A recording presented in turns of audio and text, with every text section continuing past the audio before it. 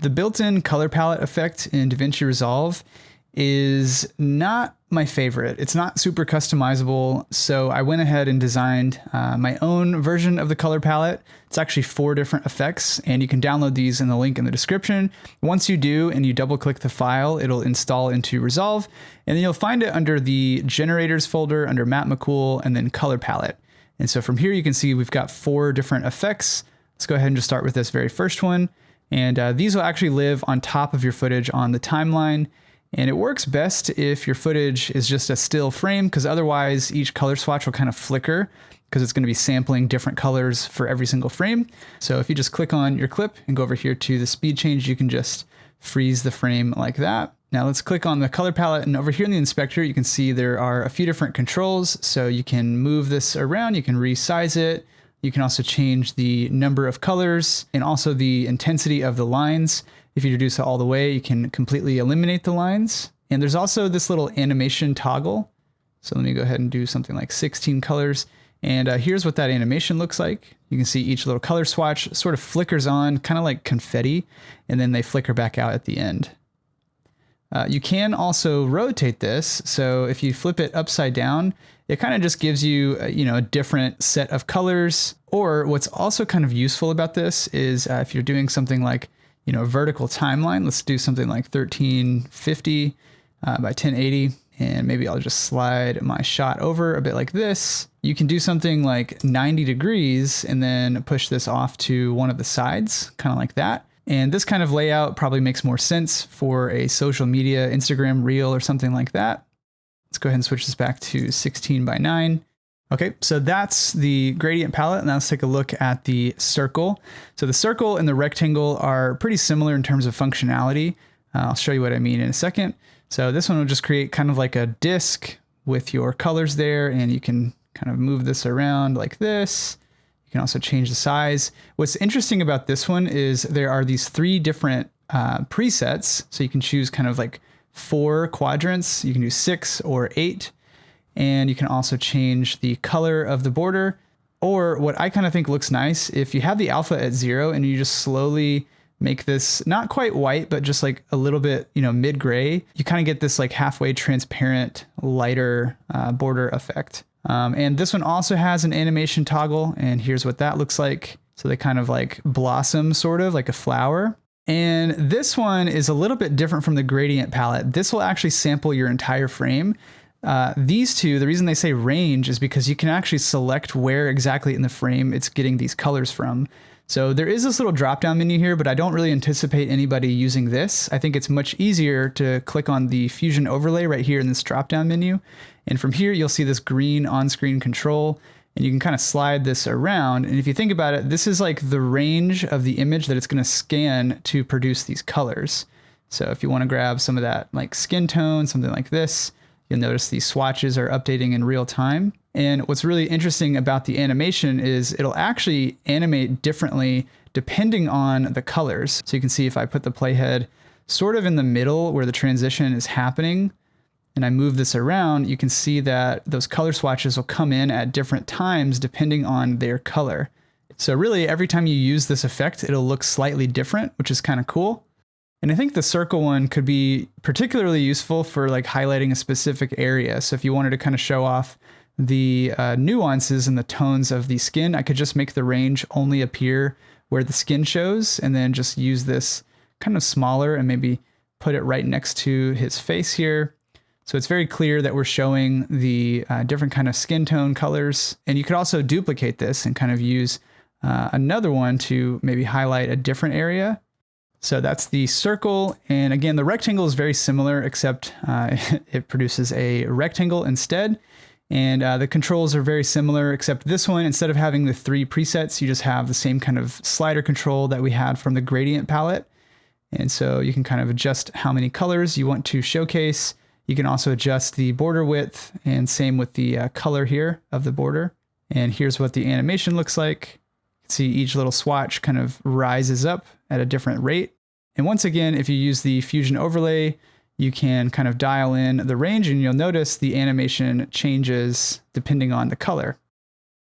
Let me show you what it looks like in a vertical timeline. So I'll just flip these around, And I might want to do something like, negative 90 degrees and push it off to one side here, maybe slide the footage over. And these animations will dynamically stretch depending on how long you make the effect.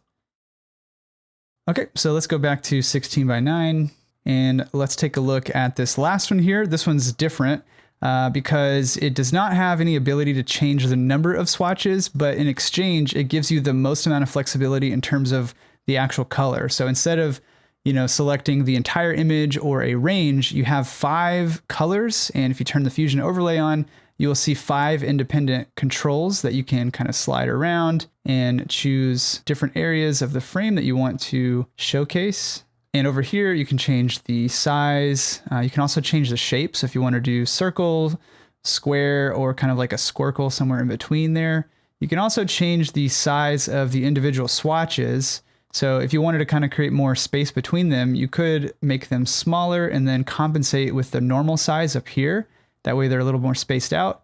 Or if you want to go for kind of that overlapped look, you'll notice there's kind of like these soft shadows, which you can also adjust their strength as well as the softness. And the shadows actually get deeper the further out the color swatches are. And this one also has an animation toggle, and here's what that looks like. Each swatch just kind of balloons in. And we can also take a look at this in vertical. Let's maybe flip this one negative 90 degrees as well. And maybe do like circles, increase their size. I kind of like having this overlap effect. So yeah, that's the swatch palette. So yeah, that's the 4 color palette effects that I've created. There's one more thing that I want to share with you though. This is actually in the transitions folder. I've also created this before and after color swatch effect. Let me show you how this works. So what I'm going to do is just create a cut on this clip here. And I'm going to go into the color page and just reset the grade. Now this wasn't actually filmed in log, but I'm just going to quickly sort of simulate this just by putting the color space into something like slog. So now we essentially have our before and our after shot back to back like this. So now I can apply this transition right in between these 2 shots. And this is going to work best when you stretch the duration out to something like 5 seconds. And basically what happens is you have these 6 color swatches that grow and then shrink, and then they actually land on the location in the frame where they're deriving their color from. And there's also this nice little before and after text. And all of this is very customizable. So for example, you can go over here to text and say something like log, and then using the enter key, type in something like Rec 709 or grade. Or if you don't want text at all, you can just simply delete it and the box will delete with it. And there's a few other controls that I want to showcase here. So at the very top, you see the output is set to final effect. If you switch this to graded, you can actually see what the shot is going to look like even in the very beginning of the transition. So this takes out all the animation, and this is really designed to help you place each of these color swatches. So again, if I just turn on the Fusion overlay, you can see we have this animation path. You want to be careful not to grab the source controls right here. You only want to adjust the very end of it. And you can see as we move around, the color swatches are automatically updating to whatever color they will eventually land on.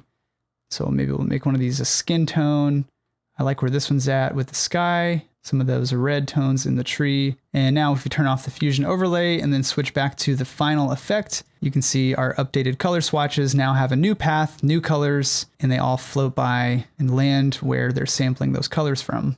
I also put in a little black and white dip. So you can see it goes from this log image and it briefly goes into black and white. If that's something that you don't want, you can simply just uncheck black and white dip and it'll just go straight from your before and your after. And then lastly, this is where things get really interesting. There's this other option called regions. So this is going to look really weird at first. You kind of have these white highlights.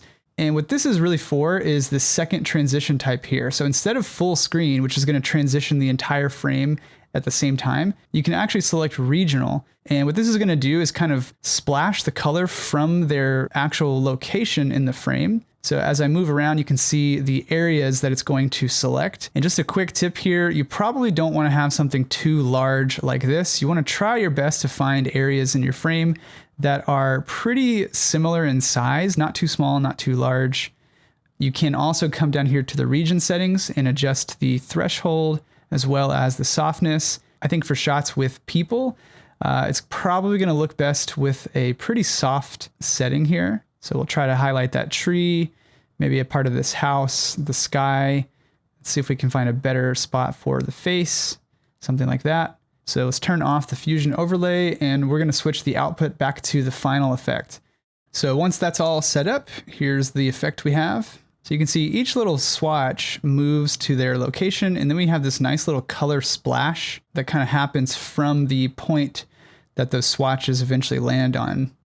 So yeah, those are the color palette effects. You can download these in the link in the description. Thank you for watching. Thanks for your support, and I'll see you next time.